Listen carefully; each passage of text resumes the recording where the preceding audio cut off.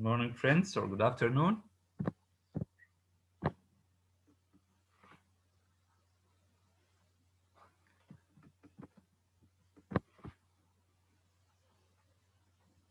Good afternoon, Mr.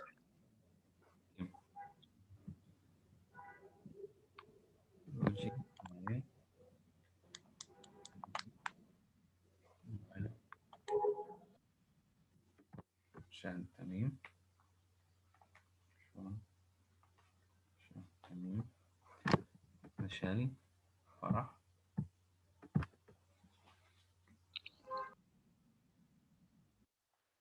Just admitting your friends. Yeah, Ota. Yeah, Ota. Okay, so there are 17 students in the room so far. Minna. Okay. Mirna. Minna. I have Dahrug. Dahrug, can you change the spelling of your name, please? Dahrug. ماله مستر الاسم Change your name, please, or correct the spelling. اوكي I have Dahrug, Matar, Daniel, Farah, Jamal, Jana Sobh, Luji, Maya, Minna, Mirna, Nada, Basant, Peter, Rashwan, Samar, Shah, Tamim, Yauta, and Mashal. Welcome all. And this is Shah Ibrahim. Shah Ibrahim. Okay. So yesterday we did the contemporary tales. We started the contemporary tales. We talked about Geoffrey Chaucer, the writer of the tales, and we had some information about him. Give me a second to admit other people. We have Hania. Okay, go quickly to the book. Sorry. This is grade 12. This is the book. Okay.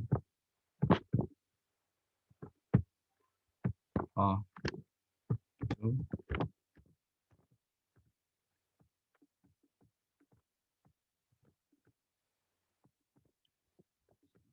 Page 1. Okay. I'll share the book in a second. Yes, we stopped here yesterday. And okay. Can you see the screen now? Now I have 21 students in the room. I want to say their names again. I have Abu Farh is waiting. Okay, Abu Farh. So I have Matar Dahrug. Thank you for changing your spelling of your name, Ahmad. Daniel, Farah, Gamal, Hania, Luigi, Maya, Minna, Mirna, Nada, Basant, Peter, Rashwan, Samar, Shahd Tamim, Shahd Ibrahim, Yauta, Yusuf, Muhammad Abu Farh. Have you all heard your names, guys? Okay, and this is Salma joining. No, Mr. I didn't hear mine. Jana? Yeah. Okay. Kiki. Kiki and I said who before Kiki? Kiki and Salma. Okay. Thank you for joining. Thank you for being on time. Thank you for your punctuality. Yes. Can you give a quick review of the story, like summary of the story, so I can remember? I will. Okay, I will, inshallah. Yesterday, guys, we started here on page 90. Remember the number of the page. We started the second or the third term literature with page 90 here. And we said we are going to do the contemporary tales. It's a story of stories. As we said yesterday, the Canterbury Tales is a masterpiece. It was written in Middle English or medieval English between the 12th and 15th centuries. At that time, or these 3 centuries or 4 centuries were called medieval ages, and the English spoken and written at that time was called medieval English. So in the first term, I think, or maybe in the first and second terms, we did some material related to Old English, if you remember. And then we are doing medieval English now. Of course, the English or the words used in medieval English are difficult for us to understand, people living in the 21st century. It's even difficult for those who are native speakers. The Canterbury Tales, the idea is, Peter, the idea is a group of people go on a pilgrimage trip. Why to visit Canterbury, a place called Canterbury Cathedral? Why this specific place? Because a saint called Thomas à Becket was murdered there in 1170. And this man was believed to heal the diseases and ills, if you have a disease, a specific disease, or help people with their health. And they visited his tomb to ask for her help because they thought he was a healer even after his death. Okay, this is the idea. That we have 29 pilgrims. A pilgrim is a person who goes on a trip to visit a sacred or a holy place according to his or her doctrine. Okay, so these 29 guys gather in an inn, INN, called Tabard Inn, or a small hotel, and they intend to go in the early morning, set off on their journey or complete their journey. The host of the inn, or the owner of the inn, who's called Mr. Bailey, suggests that to have some kind of amusement or entertainment on their long trip to Canterbury, he suggested that each one of them, each one of those 29, in addition to the narrator himself, which is believed to be Chaucer, Geoffrey Chaucer. Okay, each one of them would tell 2 stories on the way to Canterbury and 2 other stories on their way back, which sums up to 120 because they are 30. Each person will tell 4 stories, 2 on their way to the place and 2 on their way back. This makes 4 for each person.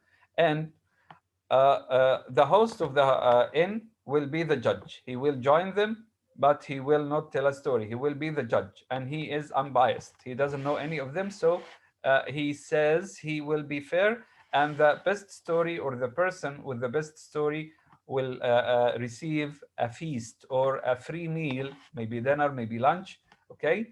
And the other guys will pay for it. Okay, Peter, are you following up? Peter? Yes. Okay, so we did about 5 or 6 pages yesterday. We talked about who Geoffrey Chaucer is. We said he was a middle-class person. He was born to a rich family. He started his life as a page, P-A-G-E. Can anybody remind me of the meaning of page, please? Page.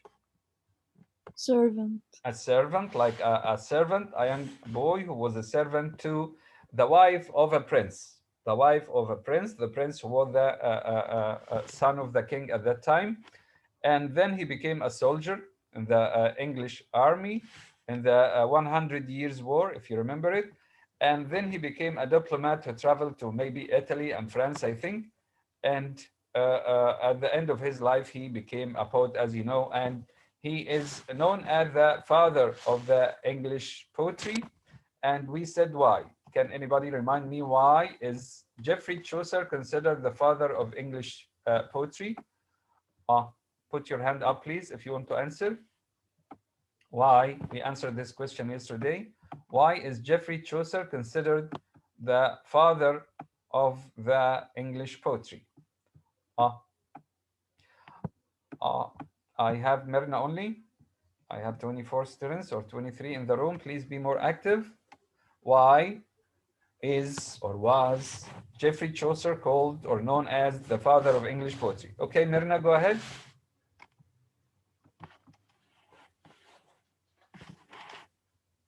Myrna.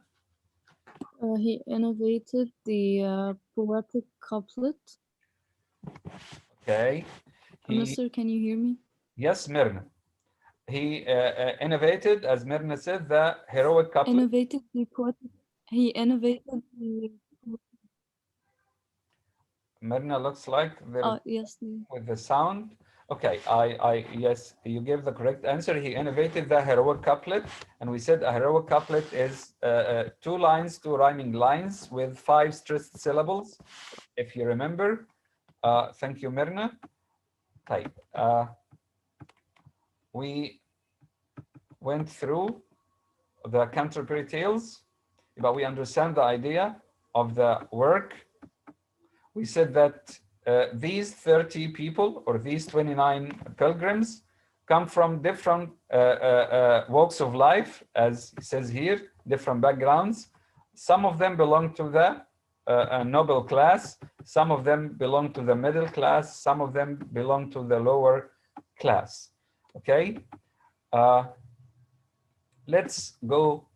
We stopped here after we talked about the dress code, and we said your clothes tell who you are most of the time. We talked about the doctor who is always dressed in red, and the wife of Bath who is dressed in a loose garment.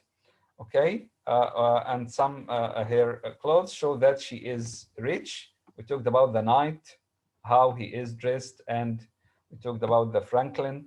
A Franklin is a free person, but he doesn't have or doesn't own land. Let's go to the prologue. We have this begins with page 95. Mark this page. Okay. In the prologue to the Canterbury Tales, Chaucer paints a vivid, a clear picture of different medieval social types. Again and again, we talk about different medieval classes, social classes. Briefly describe some of the different social types who walk through your school's doors. We talked about something like this yesterday. Let's skip it. As you read the prologue, look for these forms of characterization, techniques of revealing character. Sometimes there is direct characterization in which Chaucer gives a direct description of the character, like this example. It presents direct statements about a character, like Chaucer's statement that the knight, again, we have one of the 29 people, is a knight, which is a high rank, followed chivalry. He followed chivalry, so this is direct characterization. Again, direct characterization presents direct statements about a character. But indirect characterization uses actions. He does such and such, thoughts. He thinks in that way. Dialogue. Through the dialogue, you can understand the character, and description to reveal a character's personality. By saying the knight is not gaily dressed. When we say that someone is not gaily dressed, this means he is not vain. He is not proud of himself. He is not boastful of his, let's say, class or nobility. Okay, so we have direct characterization and indirect characterization. Each character in the section or selection represents a different segment of society in Chaucer's time. We have again 29. Chaucer describes 29 characters. Each one of them, no problem, Omar. Each one of them represents a segment of the society or the community in Chaucer's time. By noting the virtues and faults of each one of them has his or her virtues and faults. Okay, Chaucer provides social commentary. What's a social commentary? It's writing, a piece of writing that offers insight into society. This stuff happens here, as you know. Chaucer reflects the characteristics of the medieval society by writing about different 29 characters who lived in that or at that time, its values and its customs. Again, social commentary is writing that offers insight into society, its values, and its customs. As you read, determine what characters or Chaucer's characters suggest about his views of English society of life. Reading strategy. Let's skip it. Look at these 6 vocab items, which are important.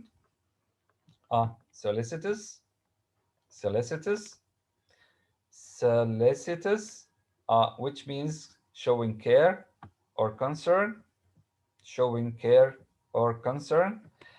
Garnished, garnished, when food is garnished, decorated or trimmed, garnished. Absolution, absolution, act of freeing, it's a noun, of course, act of freeing someone of a sin and or criminal charge. Absolution, again, an act of freeing someone of a sin or criminal charge, like acquittal. If you know acquittal. Commission, it's a noun, commission. Authorization, act of giving authority to an individual. He is commissioned to do something. He is authorized or permitted or allowed to do it. Commission. Sanguine, sanguine, confident and cheerful. Confident, cheerful. Prevarication, prevarication, evasion of truth. When you evade something, you avoid it or try to dodge, okay, or play dodge with it. Ahmad Matar. So these 6 vocab items are important. Again, solicitous, garnished, absolution, commission, sanguine, prevarication, prevarication, and the part of speech and the definition of each word. The Canterbury Tales, this is the prologue, Geoffrey Chaucer. Of course, it was written in medieval English, which we will not be able to understand. This is why it's translated by a person called Neville Cowell.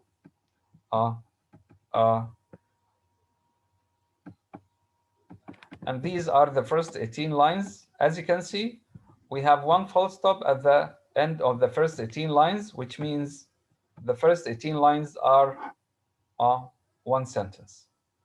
Lines 1 to 18 of the prologue in Chaucer's original Middle English are followed by the entire prologue in modern translation. If you read this was written in medieval English or Middle English. Have a look. You'll find it difficult to understand because it was written in Middle English. We have the same sentence translated here. When in April, guys, we have about 900 lines. The prologue is about 900 lines. What is the prologue about? As we said earlier, the book has 24 stories, 24 finished stories. Those who tell those stories are 24 of those pilgrims. We said we have all in all 30 pilgrims, in addition to the hosts of the inn. So we have 31 people, okay? Type. In this prologue, Chaucer describes every single person except himself and the host. Chaucer describes every single person in a couple of lines. Let's see the first stanza. When in April the sweet showers fall and pierce the drought of March to the root and all. As we said, if you look at the first 2 lines, they are heroic. And this is a heroic couplet. Again, a heroic couplet is 2 lines rhyming. As you can see, we have fall, all, and we have 5 stressed syllables. When in April the sweet showers fall.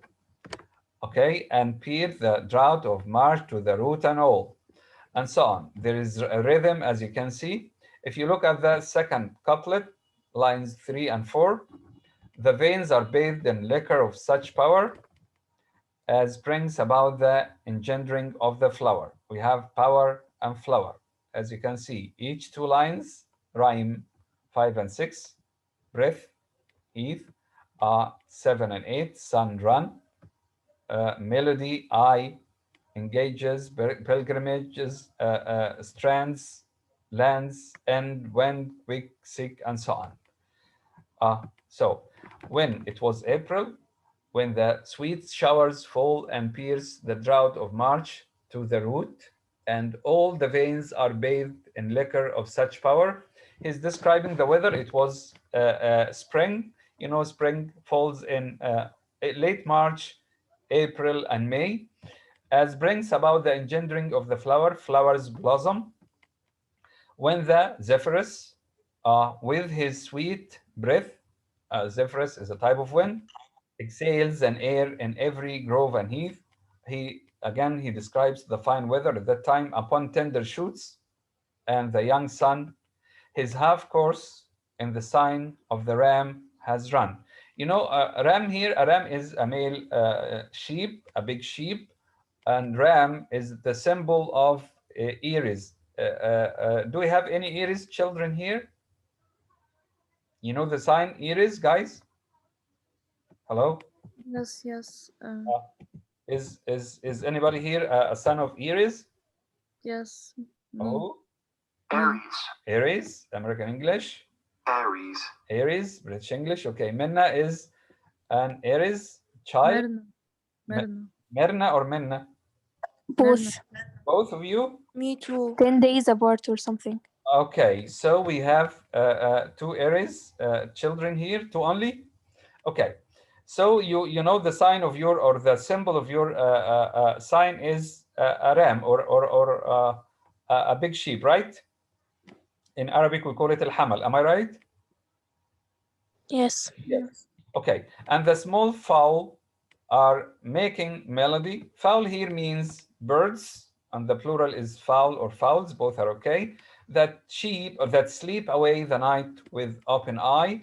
Again, this is an introduction to describe the weather. So nature pricks them and their heart engages. Then people long to go on pilgrimages. In that fine weather, after the long winter, people like to go on pilgrimages or pilgrimage. And palmers long to seek the stranger strands. Okay, palmers here, she says, pilgrims who wore two crossed palm leaves. You know, a palm tree, the palm tree. So palmers are pilgrims who used to wear two crossed palm leaves. Why? To show that they had visited the Holy Land. Okay, we have a tradition here in the Egyptian countryside. If you go on pilgrimage to Kaaba, you ask someone to come and paint a Kaaba and a plane on the wall of your house, which shows that you have, or you are a pilgrim, or you visited the Holy Land, like this, like the tradition we have here. Palmers are pilgrims who wore two crossed palm leaves. Why? To show that they had visited the Holy Land. So palmers long, they are eager to the stranger strands, to visit the stranger shores of far off saints, hallowed in sundry lands. In England, down to Canterbury, they went to seek the holy, blissful martyr. The martyr here is, again, Thomas à Becket, the man who was murdered in the cathedral, Canterbury Cathedral, in 1170. Quick to give his help to them when they were sick. These, after the long winter, many people decide to go on pilgrimage to visit Canterbury Cathedral. Why? Because of Saint Thomas à Becket, who they thought would help them when they were sick. Okay, let's go on. It happened in that season that one day in Southwark, this is the pronunciation of this. This is a place, a small place in London, a district in London, Southwark. At the Tabard, this is the name of the inn or the hotel in which they gathered. As I lay ready to go on pilgrimage, the narrator himself was in the inn, ready to go on pilgrimage and start for Canterbury. Most devout at heart, he was devout. At night, there came into that hostelry some 9 and 20 in a company.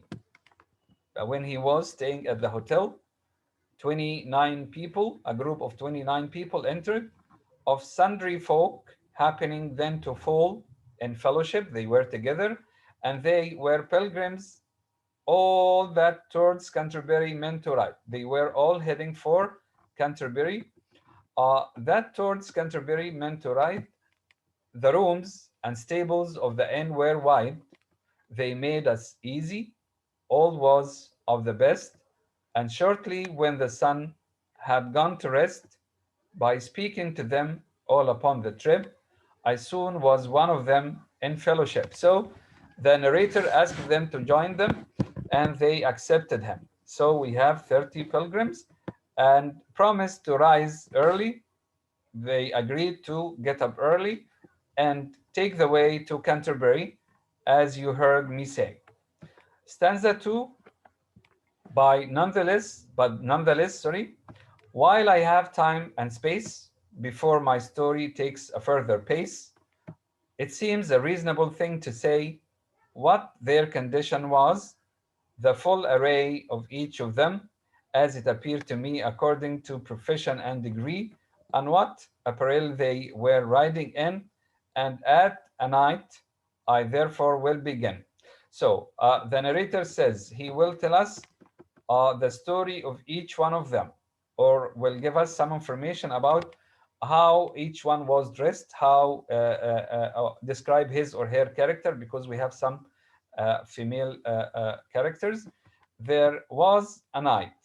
Here the narrator starts or begins with the night. So he followed the hierarchy of the classes in the society at that time. He begins with the nobility. So the knight, as you know, belongs to the nobility. A knight is a person who is, let's say, given a piece of land by a lord or a king, as we said yesterday, in return for his protection of the king or the lord in time of war. A most distinguished man. So the first character to talk about is the knight. A most distinguished man, who from the day on which he first began to ride abroad had followed chivalry. But the knight followed chivalry, which means he was courteous, he was polite. You know, chivalry is being polite, especially to women. Truth, honor, generousness, and courtesy. All these were his characteristics. He had done nobly in his sovereign's war. He was a brave fighter or soldier and ridden into battle, no man more, as well in Christian as heathen places, in Christian places and in heathen places, and ever honored for his noble graces. He has many noble graces and he was honored for this. When we took Alexandria, this is a site where there was a battle in the past. He was there. He attended this battle and took part in it. He often sat at table in the chair of honor above all nations when in Prussia, Lithuania, he had ridden. These all are names of battles, guys, and Russia. No Christian man so often of his rank. So he was a brave man, like no one was like him. When in Granada, Spain, Algeciras, this town, sank under assault. He had been there. So he attended all the battles. He was never absent. And in North Africa, even North Africa, raiding Benamarin, this is the name of a place, in Anatolia, he had been as well and fought when Ayaz and Atalia fell. So And in brief, this knight attended all the battles of all kinds, and he was honored again and again. For all along the Mediterranean coast, he had embarked with many a noble host. In 15 mortal battles he had been and adjusted for our faith at Tramisen, thrice in the lists, and always killed his man. This same distinguished knight had led the van. He was a leader, or the vanguard. You know the vanguard, as it is mentioned in the footnote here. The people who take the lead in any war. He was the leader of this vanguard, which are supposed to be the most courageous or the bravest of them all. Once with the Bey of Balad, this is a person they fought, doing work for him against another heathen Turk. He was of sovereign value in all eyes. He was respected, and though so much distinguished, he was wise and in the bearing modest as a maid. He was modest, he was humble, and he never yet a boorish thing he had said in all his life to any, come what might. He was a perfect gentle knight. Remember these characteristics of the knight, guys. Of course, you don't need to remember this all, but at least if you are asked to describe the knight, you have many characteristics mentioned here. You need to mention some of them. Speaking of his equipment, he possessed fine horses, but he was not gaily dressed. What does this mean? He was not dressed expensively or ostentatiously, okay? Which means he was a humble man, but he was not gaily dressed. Again, he was not gaily dressed. Although he was a knight, he was a noble. A knight is a high rank in the community at that time. He was not in vain. Sorry, he was not vain. He was a humble person. What shows this? This is a direct description. He was not gaily dressed, which means he was humble. He wore a fustian tunic, a harsh or tough tunic, a piece of clothing, which was not expensive, stained and dark. Again, stained and dark, which means again he was not, which means he was a humble person. With smudges where his armor had left mark, just home from service, he had joined our ranks. He had just come back from service, and he didn't waste his time. He joined us to go on pilgrimage to Canterbury, to do his pilgrimage and render thanks. Thank the saint, or thank God for his victories. He had his son with him. Another character is the squire. Squire is the son of the knight. A fine young squire, a lover and cadet, a lad of fire, with locks as curly as if they had been pressed. He was, this describes his hair, as you know, his with locks as curly as if they had been pressed, describing the squire's hair. He was some 20 years of age, I guessed. So again, guys, the first person to talk about, or the first pilgrim to talk about, is the knight. Who can describe the knight briefly? Who can describe the knight briefly from the part we have read? Maya. Okay, Maya, go ahead. The knight was a man who dressed in a really humble way, and he didn't like to waste a lot of time. Yes. Since just when he came back from battle, he went to pilgrimage right away. Thank you very much. He attended most of the battles, or all the battles, in different places, which means he is brave. Although he is a nobleman, he is dressed humbly, as Maya said. he didn't waste his time when he came back from battle victorious. Of course, he went or joined the pilgrims to visit Canterbury to offer thanks or render thanks, as he said. The second person is the squire. Who is the squire? A young man, or the knight's son. Again, the boy is 20 years of age. I guess the narrator guesses his age. In stature, he was of a moderate length. He was medium height. He wasn't short. He wasn't very tall. He was of a moderate length, with wonderful agility and strength. He was, let's say, active. He'd seen some service with the cavalry.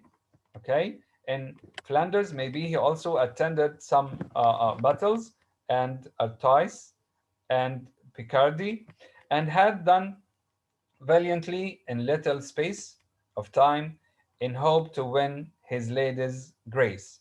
So the squire, maybe the squire has a motive. We have a question here on the right. What motivates the squire in lines 85 to 90? He wants to gain or win his lady's grace. He was embroidered like a meadow bride, embroidered, embroidered, and full of freshest flowers, red and white. Singing, he was, or fluting all the day. He was singing or playing the flute. He was as fresh as is the month of May. Short was his gown. The sleeves were long and wide. He knew the way to sit a horse and ride. So he was a brave horseman. He could make songs and poems and recite, knew how to just and dance, to draw and write. He loved so hotly that till dawn grew pale. He slept as little as a nightingale. Courteous he was a courteous boy, a polite boy, lowly and serviceable, lowly like humble like his dad, and carved to serve his father at the table. He was very obedient and he was loyal to his father. He was trying to serve his father at the table all the time. This is the second person, the squire. Again, we talked about the knight and then the squire. Page 100, there was a yeoman. This is how we pronounce this job. Of course, we don't have their names, we have their jobs. This is a job. All these were jobs in medieval ages. A yeoman, with him, if we go back or go down to the footnote at the bottom of the page, a yeoman is attendant, an attendant, like a servant or an attendant, a person who serves someone. There was a yeoman with him at his side. So the yeoman, the third character, was an attendant to the knight and his son. Okay, no other servant. So he chose to ride. This yeoman wore a coat. This is the yeoman, maybe. He wore a coat and hood of green and peacock feathered arrows. As you can see, the hood here is maybe green from inside, and peacock feathered arrows. These are some arrows with him, bright and keen and neatly sheathed, hung at his belt the while, for he could dress his gear in yeoman style. His arrows never drooped their feathers low, and in his hand he bore a mighty bow. As you can see, the bow in his hand here. This is the third person, the yeoman. His head was like a nut. His face was brown. Maybe he got